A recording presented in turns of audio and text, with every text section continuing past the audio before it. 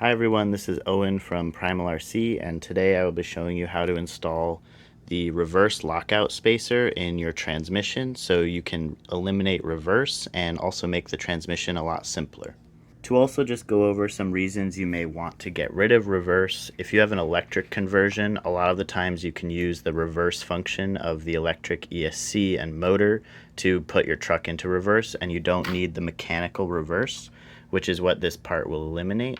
And then also some people that have a gas engine still just don't really use reverse very much. Maybe you run your truck in a large field all of the time or something like that. So if you don't want reverse, this is a video on how to do it. Installing the reverse lockout spacer is pretty time consuming. We're going to have to take apart the entire transmission almost, and page 22 in the manual is going to be your best friend for this because you can follow and see exactly how the transmission goes together, but you can also follow along this video and watch as I do it. So obviously this truck has had its axles removed. That makes this process a little bit easier, but it's definitely still possible to remove the transmission with the axles installed. The first step is to remove these drive shaft pins, and this is probably one of the hardest steps because these pins are usually held in with red Loctite. And I've already had this truck apart, so you can see it's really easy for me, but this pin will normally have a lot of Loctite on it, and you may need to use some heat or a blowtorch to get the pin out and melt that thread lock. So that was the front drive shaft, and now I'll remove the rear drive shaft. And then while we're under here, you'll want to remove this collar on the reverse cable. Make sure you obviously remove the correct cable. The reverse cable is the one that is very short and goes up into the transmission on the front side. So now we have this collar removed, and you can also remove the reverse servo completely along with its mounts and everything else. I won't show that in this video because I'm not permanently removing reverse from this truck, but it's pretty simple. You can just remove this entire servo along with its wiring. The next step is to remove this side cover to expose the chain. These bolts are also sometimes thread locked, and you can use a little bit of heat to get them out easier. So with the cover removed, we can now see the chain, and I've also had this truck apart, so there's normally a lot of grease in here, and I've cleaned all of that out just to make filming this video a little easier. The trick to removing these clips is to actually use a small screwdriver and wedge it into the two little ends. It doesn't matter which side, and then you simply pry and it will pop off just like that. And then with the bottom one removed, we'll also do the same on the top. Sometimes these clips go flying like that one, so you just want to hold it in place while you're doing this as well. Now we can simply pull this chain and gears off, and the grease that you will find in here you can actually just leave if you want and then reuse it when we install everything at the end. I also like to keep all of my parts organized on paper towels, so then when I go to put it back together, I put it together in the same way it came apart. And as always, you have your manual here where you can step through and see exactly how the entire truck goes together. So the reason for removing the chain is to expose these 4 bolts, and those actually hold the transmission on, along with another mount on the back we'll take off later. So now these front 4 bolts are removed, we can get to the rear transmission mount, which is right here. This mount mounts with these 2 screws, which you'll want to remove, and then the whole transmission will pop out. So with all of the mounting bolts for the transmission removed, you'll just simply pull it sideways, and then the whole thing will pop right off and come out. Now on the opposite side to the cable, we can remove this cover. These 6 bolts along the outside will expose the gears inside of the transmission. So now we can take this cover off, and then we expose the speed gears in here. So this truck actually has the 4th gear installed currently. Remember, this is the pinion, this is the spur, so a larger pinion and a smaller spur means this is in 4th gear right now. There's another gear set that would actually take this to a 5th gear as well. So the first thing I like to do is remove this gear, the middle, it's technically the middle gear that goes to the other side so that we have the counter rotating drive shafts. Set that aside, and then this is our main assembly that we're going to remove. So we start by removing the speed gear on the outside, and then the next thing you'll want to do is remove this set screw.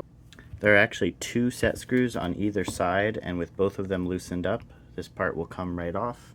And then here we can remove this large ring gear This ring gear is actually for forward basically, and then the ring gear on the other side is for reverse. So we want to keep this ring gear, and we're actually going to be removing that ring gear. Before we continue taking apart this side, we'll actually need to remove the smaller cover now to also get this shift cable out of the way. Once you get those 6 screws off, this cover may pop off very suddenly because there are springs in here for the shift fork, but you'll want to get these 2 gears out and then pull the cable all the way off. So now we have the cover removed, and you can leave these gears here.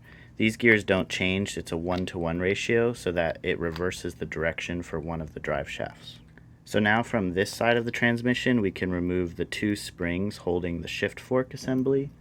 Now unfortunately some of these trucks are actually assembled with just one of these pins and not both. So if that is the case, we sell replacements on our website so you can install this properly. And then with both pins removed, we can now move the shift fork around, and we can simply pull this entire assembly out of the side.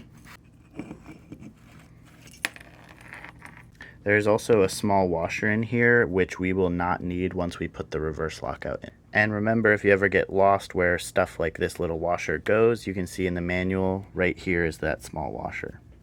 Now for this part of the transmission, we're going to remove the shift fork. We will not be needing this anymore because we no longer have reverse. And then we will also remove the reverse side gear because we will no longer need that as well. So there is our reverse gear that we don't need. And then here is our synchro, which we're keeping along with this shaft. And here I'll show you how to assemble the reverse lockout. So here you can see this is the correct installation. This is the V3 spline with the V3 lockout. And then this would be the incorrect installation. This is the V3 spline with the V2 lockout. And you can see it's the incorrect size, so it won't slide all the way on. So now to begin putting the transmission back together, you'll want to put your reverse lockout spacer on the side opposite to this flat. And you want to make sure that's correct because otherwise your truck will be stuck in reverse, and here we want the truck stuck in forward permanently. And then we will put it into the transmission right here, and then we can start stacking the rest of the gears. So next up comes this synchro, which we slide onto the hex. And then the ring gear for forward. These are actually both exactly the same, so it doesn't matter which ring gear you use. And now we can screw the hex back on. You also want to make sure that the synchro is pushed all the way into the ring gear and they both spin together. So now the hex is screwed back on. You can add a little bit of Loctite to these set screws to keep everything in place. And now we can start putting the gears in on the other side. Before you install this cover, you'll want to remove this spacer screw for the shift cable because we no longer need it. And if you leave this like it is, you'll actually have a hole into your transmission where water could get in or other debris.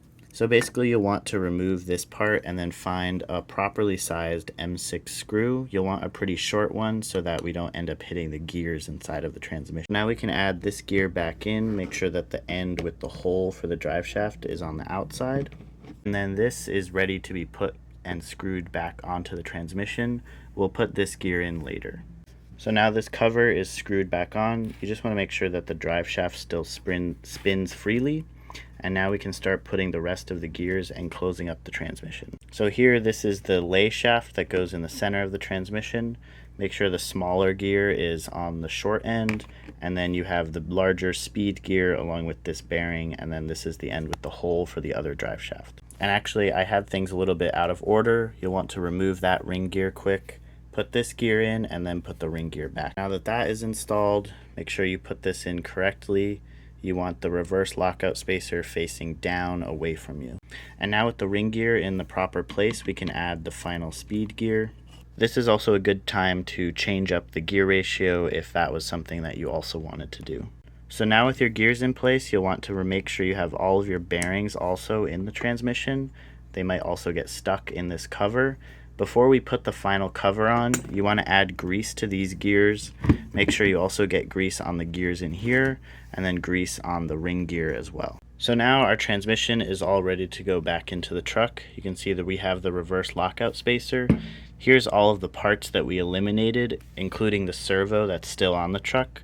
that you no longer need because we removed reverse out of the transmission. Your last step would be to put the transmission back into your truck, add the axles back on, add the gears in here back on, make sure everything is greased, close everything up, and remember, you can always reference the manual to see how everything goes together.